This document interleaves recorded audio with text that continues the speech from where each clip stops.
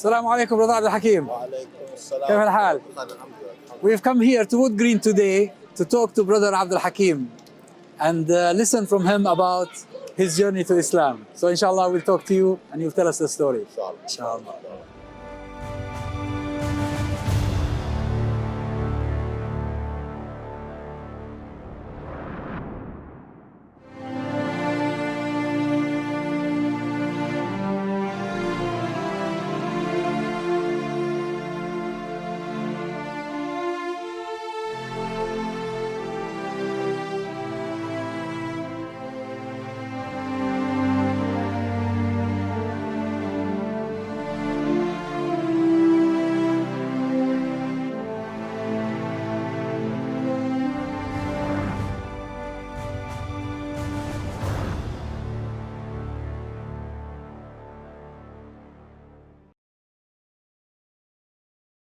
Brother Abdul Hakeem, in the last episode, we ended up with you telling me how you embraced Islam and said the Shahada.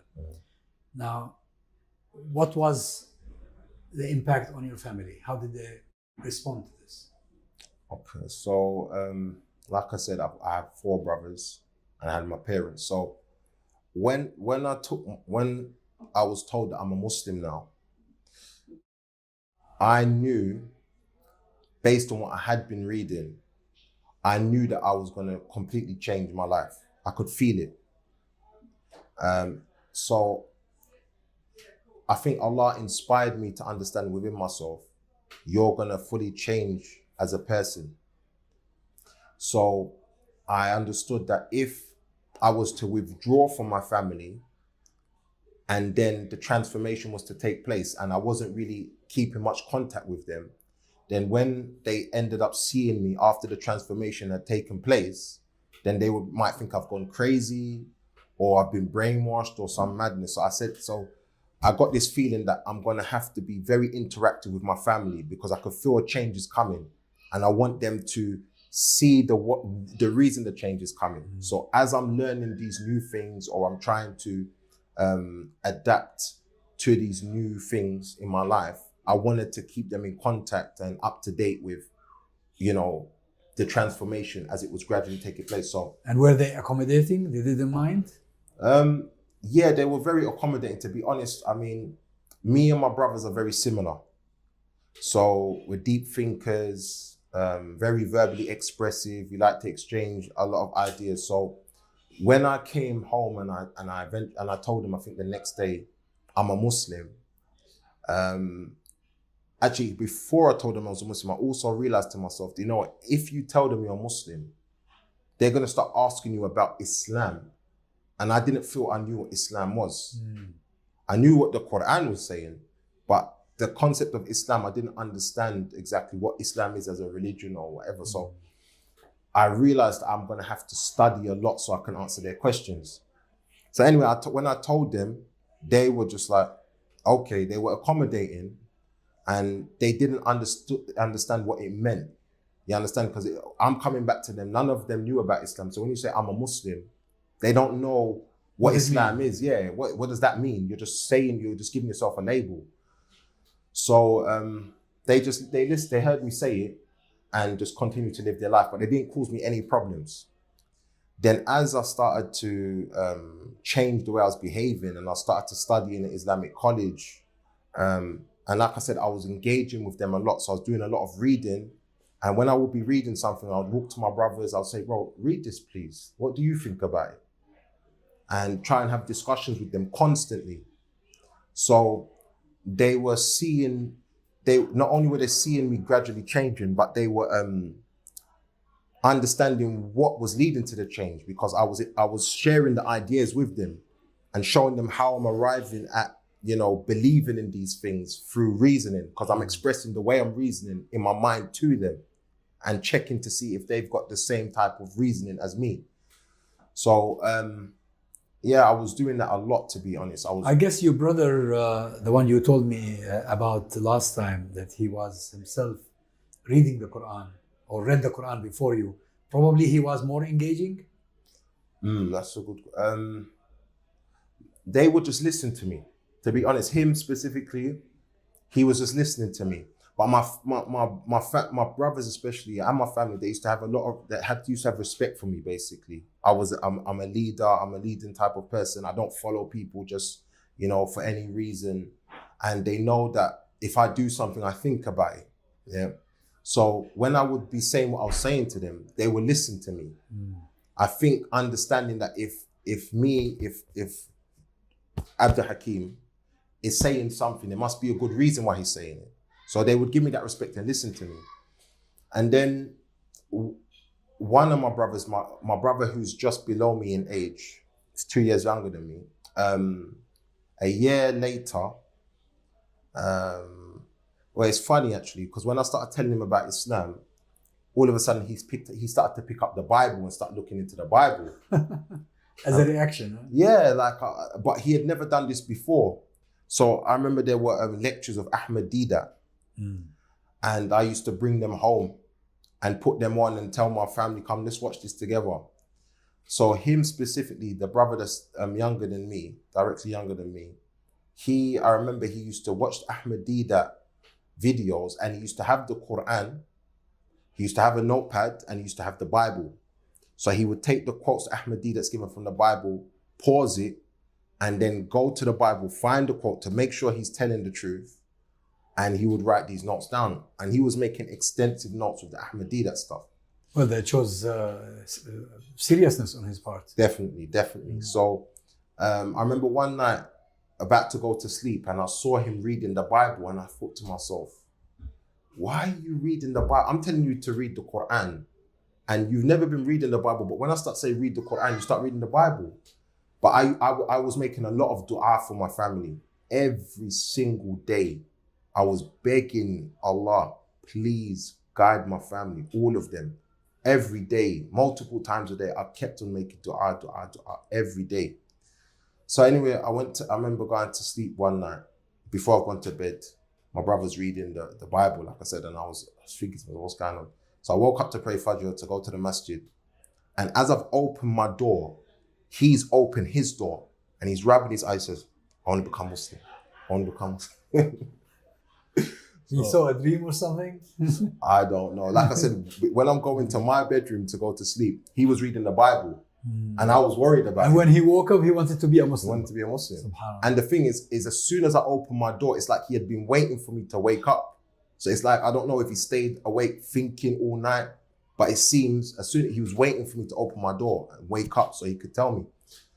So he said, yeah, he wants to become Muslim. So I was just like, I said the Shahada with him, and then I quickly rushed to the masjid, told the brothers at the masjid, came back to him, and then I started to teach him about Islam. And yeah, gradually, after him, 7 months later, the brother who had given me the translation of the meanings of the Quran, he told me he wanted to become Muslim. He became Muslim. MashaAllah, this is the whole family. Yeah. The whole family eventually, throughout a period of 10 years in total, my brothers became Muslim one by one. So, what about your parents? My parents as well. Yeah, my parents as well. My mother became a Muslim at the age of 47. MashaAllah. And my father became a Muslim at the age of 73. And alhamdulillah, since we all became Muslim, we all started praying 5 times a day straight away. And alhamdulillah, we never stopped. So you said you were studying Islam at the Islamic college. Which Islamic college? It's called Ibrahim College. Where is that? It's in Whitechapel, behind East London Masjid. Yeah. It specializes in the Hanafi fiqh. So yeah, 2 months after taking my Shahada, I was told about this college that they teach Quran studies and fiqh. But you are so far one of the very few people I have interviewed who also learned Arabic. Where did you learn the Arabic? Yeah, so my Arabic studies started in that college. And my teacher, he had studied Arabic in Damascus. So whilst I was studying with him, he kept on talking about Damascus, when I was in Damascus, when I was in Syria, So when I finished studying with him, I studied with him for about 10 months, and then I told him that I want to learn Arabic more. So he advised me to go to an Arabic speaking country, and he said, go to Syria because I can introduce you to the people that, I was over there with, and they can receive you and help you to settle in the country. So I ended up going to Syria at the end of 2005 and staying there for about 3 years. MashaAllah, 3 years. Yeah. So, Alhamdulillah. so you're speaking Arabic with the Syrian dialect, maybe? No, not the Syrian. No. I avoided the Syrian dialect, to be honest. I focused on the Fusha. I said, no, I want to learn Fusha because my reason for learning Arabic was for the Quran. So in Damascus, you were studying only Arabic, or you studied also Islamic sciences? Mainly Arabic, and I focused on learning Arabic to understand Arabic and to speak it and to memorize the Quran and to recite the Tajweed. Memorization and Tajweed is what I really focused on, along with learning how to understand and speak Arabic. Yeah. And what do you do nowadays? Nowadays, I'm a family man, I'm married, I've got kids, so I have to work. So I work, but I also try to give da'wah a lot as well and call, my people in my locality to Islam.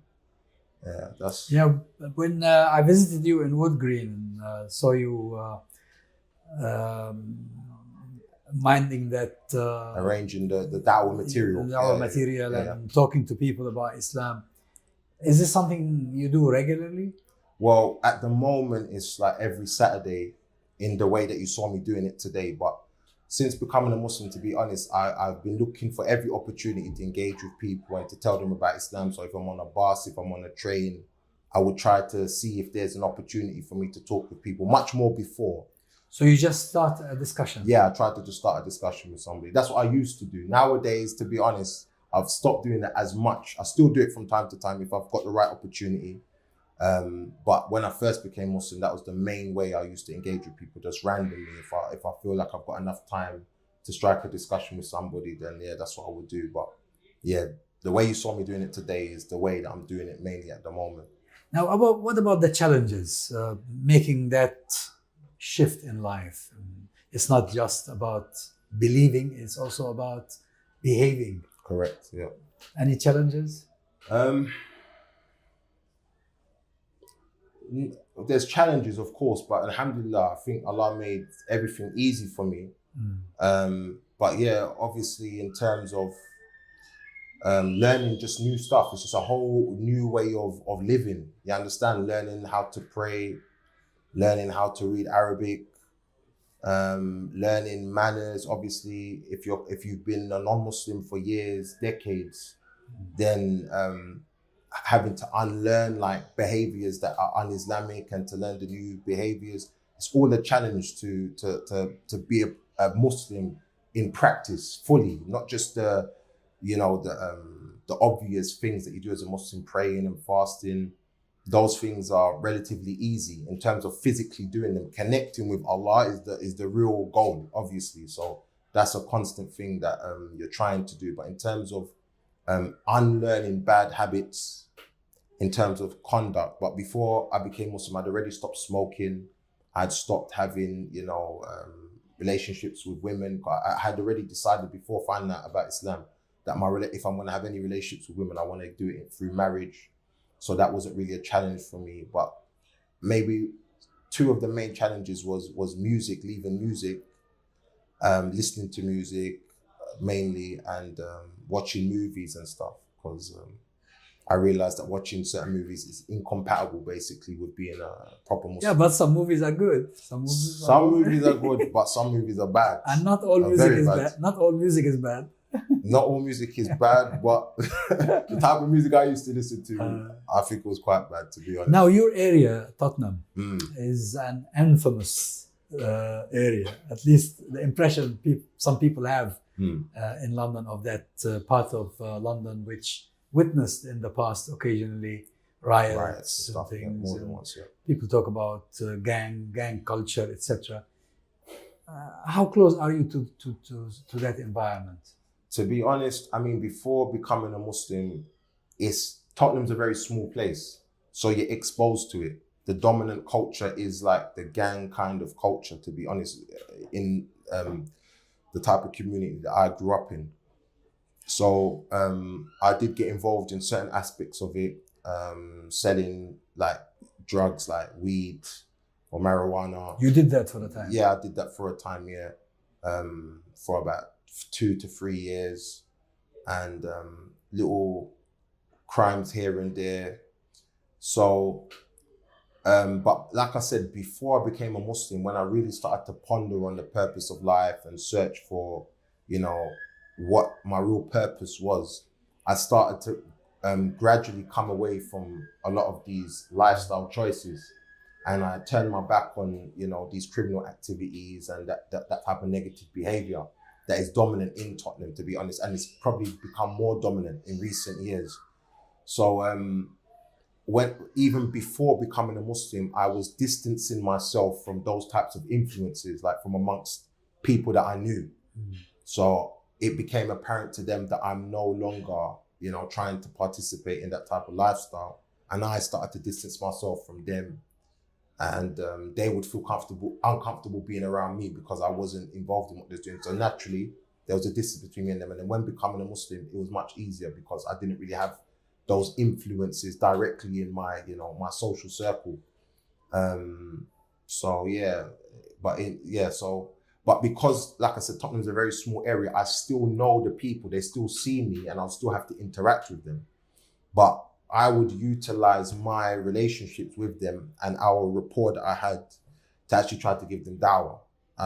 You communicate with them? I was very, like I said, when I first became Muslim, I was taught that I have to give people dawah. And not only was I taught that, but I felt an innate compulsion to share with them that which I was benefiting so much from. I thought, you know, if I'm getting the benefit that I'm getting, I can't just keep it to myself.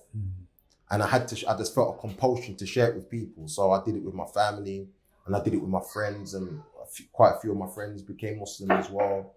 And I just kept good relationships with the people that I used to have relationships with and would try to utilize the relationship to talk about Islam. So, yeah. People like yourself, people who you knew before you became a Muslim, and some of whom converted to Islam eventually.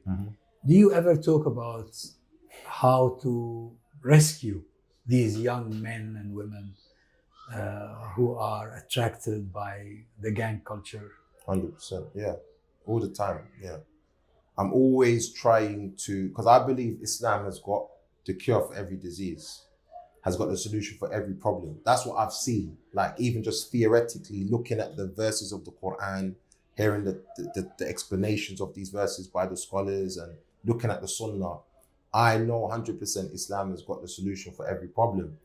And I acknowledge that if I am in a certain area and I have this knowledge that within Islam there's a solution for any particular problem, I should be one of the people that strives to offer that solution to the people that I can see have a problem. So yeah, I discussed this with, you know, my friends and the community. And like I said, I keep my relationships even with non-Muslim people that I've previously known or that I know today. And I try to show them how certain principles of Islam or lifestyle practices will actually help to, you know, get rid of certain problems. Do you see things getting better or not yet? In terms of what, sir? In terms of these youngsters and this gang culture, involvement in crime and drugs. Nah, to be honest, unfortunately, it's getting worse. It seems like it's getting much worse. And it seems that the community has given up on it and has just taken an every man for themselves kind of policy where it's just like, you know what? I can't change the situation. So let me just try to protect myself and my family and try to avoid this situation and pretend as if it doesn't exist almost. Though eventually it will come to you. That's the problem. That's the problem. So me acknowledging that, I'm trying to focus not so much on whether I'm going to bring about a manifest change that will change the situation from the direction it's going to the opposite, but focus on actually trying to make an effort to change it and understanding that that's all Allah asked me for. Whether it actually happens or not, that's down to Allah subhanahu wa ta'ala. But what is upon me and what is upon the community is to at least try to make the change. Just like giving da'wah, you understand, you don't know if somebody's going to accept what you're calling them to and become a Muslim, but you're obliged to give the clear message to them. So the same thing with the solution in terms of, the gang culture that is prominent amongst the youth. We have an obligation to make an effort to try to improve the situation. So that's what I'm trying to focus on. So in terms of getting better, I think especially in this period, there seems to be a heightened sense of community activism after what happened in America with George Floyd being, brutally murdered on camera in front of the whole world. I think that sparked the type of energy of activism and stepping out against injustice and the wrongs in the society. And everybody's kind of willing to consider stepping forward and trying to contribute to positively impacting the situation. So in that sense, I think that it is getting better in that sense. People kind of came out of their bubble a bit when that happened, and people started to realize, do you know what? This is happening to people in the society, and we shouldn't just sit here and let it happen. We should actually try to make a positive contribution to the situation. What needs to be done in order to convince community around us or society at large that Islam can be part of the solution to these problems, and that it is not the problem or even part of the problem? To be honest, I think one of the basic things is translation. And I think we underestimate the significance of translation, and we underestimate the power of the words that are being used to try to give people the wrong understanding of Islam. So for instance, like when I'm giving da'wah to people, one thing that I've seen is very, very effective is when you present Islam to a non-Muslim in this society, in the English language, if as soon as you say the word Islam, it triggers negative emotions. Puts them off. Immediately, because the media has done a good job at associating the word of Islam or Islamic terminologies with negativity. So a da'i, when they're actually inviting somebody in the English language in this type of society to Islam, and they use these words that they don't understand in Arabic, they don't understand according to the Islamic understanding of the word, they only understand it according to the media. So it's like you're actually putting an obstacle in your way that wasn't there when you're starting the conversation. But if you translate it to them and you say, we believe in submission to the Creator. You mean the discourse needs to be changed? That's right. That's right. Because we have such a love for these words, and when we hear Islam, it triggers positive things within us. We forget the people who we're talking to. It's the opposite with them. If you say Islam, they think negative. But if you say submission to the Creator, then they're able to focus on what you're actually talking about. You understand? And I've done this with so many people. You say, do you have a problem with submission to the Creator? They say no. In fact, they'll say, I think I do that anyway.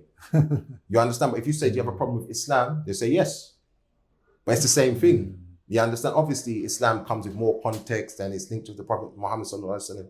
But basically, in order to try to show people that Islam is the actual solution, I think we've got to kind of bring it home to them in terms of, okay, you have to understand what the problem is and what the solution, the essential solution is as well. In terms of, for instance, if we're talking about drug dealing, or we're talking about participating in gangs, you have to be able to understand what the problem is. Why does a child go into a gang? Why does a woman sell her body? Why does somebody sell drugs? Why does somebody commit crime or violent crime? Why is somebody putting himself in danger? Why is a young person putting their life in danger? Enabling somebody to take their life is because they don't value their life. If they valued their life, it's like if you value your car, you're not just going to leave it unlocked and on a public high street. If you have a Lamborghini, you're going to try to have a driveway or a garage to park it in because you know it's got a high value and you need to protect it. So the kids, we have to help them to understand from an Islamic perspective, not necessarily using Islamic terminologies, that your life has immense value. It should have value to you. It has value to your mom. It has value to your dad. It has value to your So siblings. it's the set of values that we need to 100%.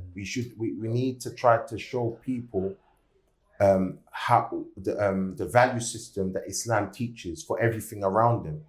And I think if people can understand the value system that Islam teaches people to have for themselves and those around them, and the opportunities that life presents them every single day, then it will help them to understand Islam is only helping people rather than having a negative effect, and bring it to life for people in the small everyday issues of life, in terms of hygiene, in terms of physical presentation, in terms of dealing with their, like I was saying, their parents, their siblings, their children, if they have them, their neighbors, their colleagues, opposite gender, even the environment. If we try to show them that Islam, what Islam says when it comes to dealing with all of the things around them, then they will understand realistically, Islam is, it's a positive force. It's a solution. It's not a problem. Brother Abdul Hakeem, it's been really very nice talking to you, and I'm delighted we've been able to discuss your journey to Islam with you. Jazakallah khair. Thank you very much. Thank you so much. Thank you.